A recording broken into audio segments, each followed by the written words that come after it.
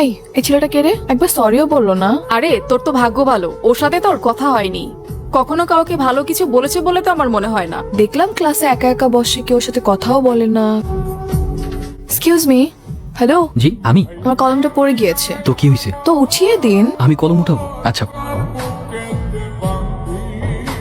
Thank you. ভালো থাকবেন আপু, আসি। এখানে থাকলে হয়তো কলম উঠাতে উঠাতে আমার পড়াশোনা আর হবে না।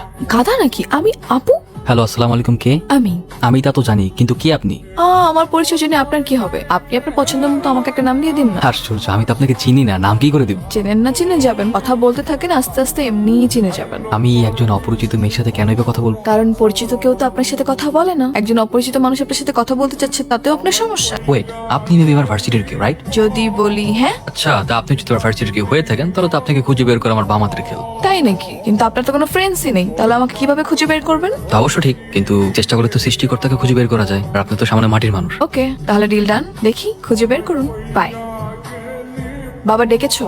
তুমি নাকি বডিগার্ডদের তোমার সাথে ভার্সিটিতে যেতে নিষেধ করেছো? হ্যাঁ। কারণ কি? বাবা, তোমার এসে বডিগার্ডদের জন্য আমার কোনো ফ্রেন্ড আমার সাথে মেশে না, আমার কাছে এসে কথা বলার সাহস পায় না। একটা মানুষ একা একা কতক্ষণ থাকতে পারে তুমি বলো তো? অনেক তো হয়েছে বাবা, অনেক হয়েছে। আমাকে এই চাপ দেয়ালের মধ্যে অনেক বন্দি করে রেখে আমি তো বড় হয়েছে, এবার একা ছাড়ো। আমার মেয়ের লাইফ যাতে রিস্কে না পড়ে এই জন্য বডিগার্ড রেখেছি। আর বডিগার্ড রাখাটা আমাদের পারিবারিক রীতি। কাল থেকে তুমি বডিগার্ড নিয়ে ভার্সিটিতে যাবে, এটা আমাদের পারিবারিক রীতি। আর তোমাকে বলে দিচ্ছি, তুমি যদি আমাকে পাঠাও ওদেরকে আমার সাথে, তাহলে কিন্তু ভার্সিটিতে জব অফ করে দিব, নিজেকে চার দেয়ালের মধ্যে বন্দি করে ফেলবো।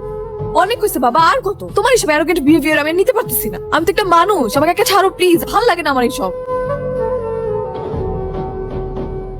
কেসটা কি রান ভাই?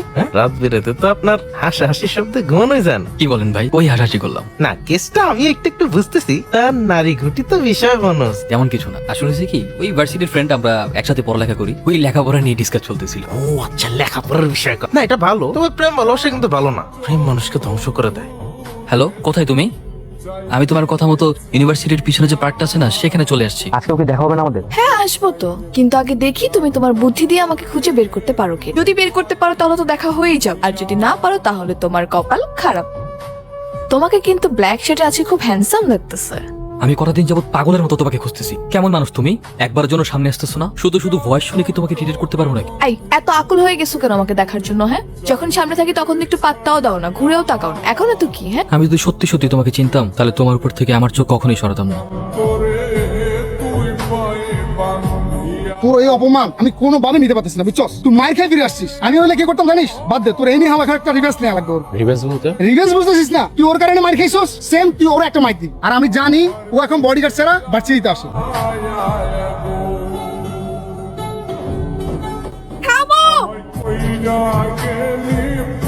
I love you.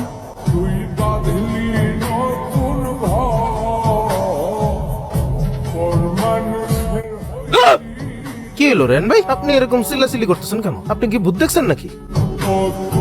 ওয়াশরুমে তো কিছুই নাই। ভাই আমার জানি কি হয়েছে ভাই। আমার কেন জানি মনে হয় কেউ একজন সবসময় আমার সাথে থাকে। আমি এক সেকেন্ড আগে আমার সাথে কি হয়েছে আমি সেটাও মনে রাখতে পারি না। কেন জানি ফিল হয় কেউ একজন আমার ভিতরে থাকে। আচ্ছা, ভিতরে আছে বুঝলাম, কিন্তু আপনি ওয়াশরুমের দিকে আঙ্গুল দিয়ে কি দেখতেছিলেন? ভাই আমি ওয়াশরুমের আইনে একজনের প্রতিচ্ছবি দেখছি, আর ওই লোকটা আমাকে কি যেন বলতে চায়। ও মনে হয় আমার কাছে কিছুটা চাচ্ছে। নাউজুবিল্লাহ, কি কোন রেন ভাই? আপনার উপরে কি কোনো জিন পরি ছায়া নামলো নাকি? আপনার কি কোনো থেকে নিয়ে যেতে চায়? কি ব্যাপার? তুমি কি কোনো কিছু নিয়ে ডিস্টার্ব? তোমাকে কেন জানি ঠিক লাগছে না। ম্যাডাম কি যে কন আমগুলো কাপসি করবো বেটা, এলাকায় কারো বাপের বলা আছে নাকি? হ্যাঁ, আর যদি কোনো মন্দির বলা কেউ যদি আমগুলো কাপসি করবার আহে, বুঝে না আস্তে করে বামা দিয়া চামেলা জিবা হেলা। কি রেহান, তুমি কিন্তু অনেক ইন্টারেস্টিং। আমি কিন্তু আগে বুঝি নাই তুমি এতটা ইন্টারেস্টিং।